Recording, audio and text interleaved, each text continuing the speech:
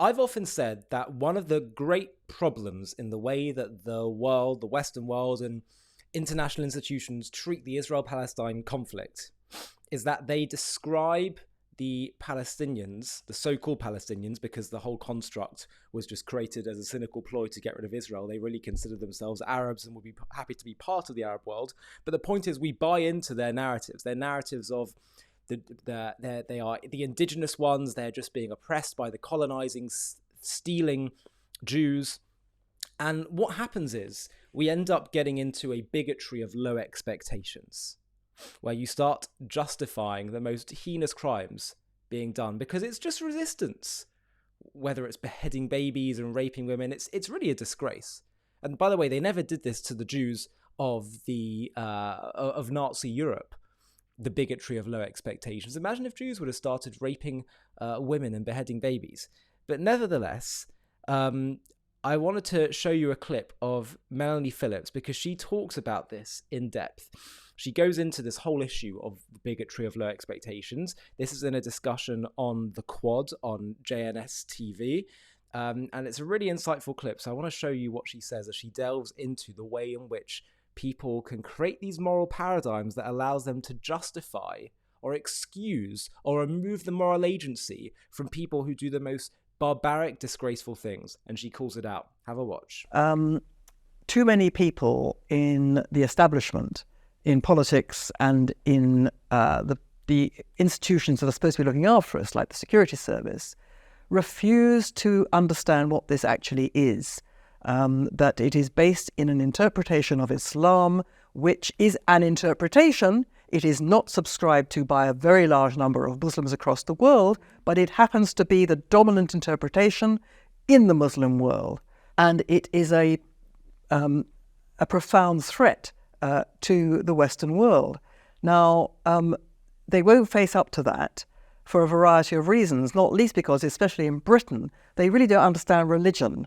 It's a post-religious society. They don't understand what motivates a religious person. So if a jihadi suicide bomber, so-called a human bomb, blows himself up to take a lot of people with him, they think that's because he must be driven by despair. And that's what they think about the Palestinian Arabs, that they must be driven by despair. They don't understand that these people believe that they are the warriors of God, and that, there's nothing else can be so vital, quite obviously. So there's a conceptual problem which it gets in the way. Again, going back to what you discovered at The Guardian, it's the racism of low expectation. Exactly, the soft bigotry of low expectations, which, yes, I mean, the liberal West views the developing world, views Muslims and the developing world with contempt, by which I mean they actually don't regard them as being properly human. To be properly human, it seems to me, is to take moral responsibility for your actions, to be held responsible. That is what, that's one of the things that make us different from animals, our sense of moral responsibility. And the liberals in the West do not think that Muslims or anyone in the developing world has moral responsibility. They think that everything they do is explained by what's done to them. Yeah. And consequently, it seems to me, you cannot get more profoundly racially prejudiced than that. This is such a brilliant point, because actually they think the, progressive left or whatever that might look at the Palestinian cause and justify their barbarism. And they might think, well, I'm just trying to be sympathetic. But actually what you're doing is you're degrading them, because you're holding them to such low expectations. You're basically saying, well, you must be an animal because that's the way you're acting.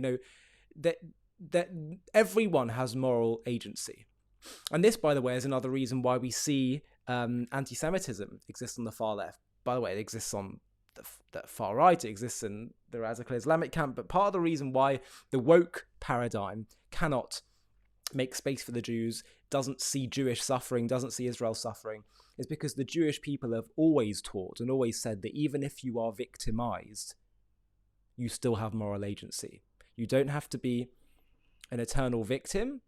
And more than that, whatever situation you're in, even if your hands are tied behind your back, you still have moral agency. That's the essence of the Jewish message. Choose life. Moses tells the Jewish people at the end of the Torah, in Deuteronomy, in Devarim, he says, you're going to be oppressed, persecuted, exiled. It's going to be a really difficult time, but choose life, meaning take responsibility in whatever situation you're in to make moral decisions. There is always a moral choice you can make in every single circumstance. And that flies in the face of a woke paradigm that says that whoever has less power, whoever is the supposed victim, but can basically get a free pass, can do whatever they want. It's so un-Jewish. And that's why that happens. And so this point is really important, and make sure you always call it out. Whenever you see people saying, oh, well, they're only acting like this because of this or that, that is so insulting to them, to the human race, really. Because if you just study the history, the context of the conflict, for just a minute, you'll see that they've had so many opportunities on the other side, on the Arab side, to make peace, to give them what they claim to want and demand. And as I said at the start of this video, even if you're facing the most awful, appalling circumstances, there's no kind of grievance that could justify the raping, the torturing, the hostage-taking, the beheading, the burning of Jews and Israelis that occurred on October 7th. It's about a hateful ideology that can create that. And that's what needs to be addressed. And the more people indulge in these bigotry of low expectations, the more you're going to encourage them, the more you're going to bury your head in the sand and ignore the problem. The problem is not about a legitimate grievance. It's about a hateful ideology that cannot make space for the Jewish people. Hi, thank you so much for watching. To watch another one, click here. To stay up to date with all our content, click here to subscribe. And if you're able to, you can help support JTV to grow and grow by clicking join below this video, where you can become a member and get perks including early access to videos and private live discussions with me. But most of all, you'll be partnering with us on our mission to change the world.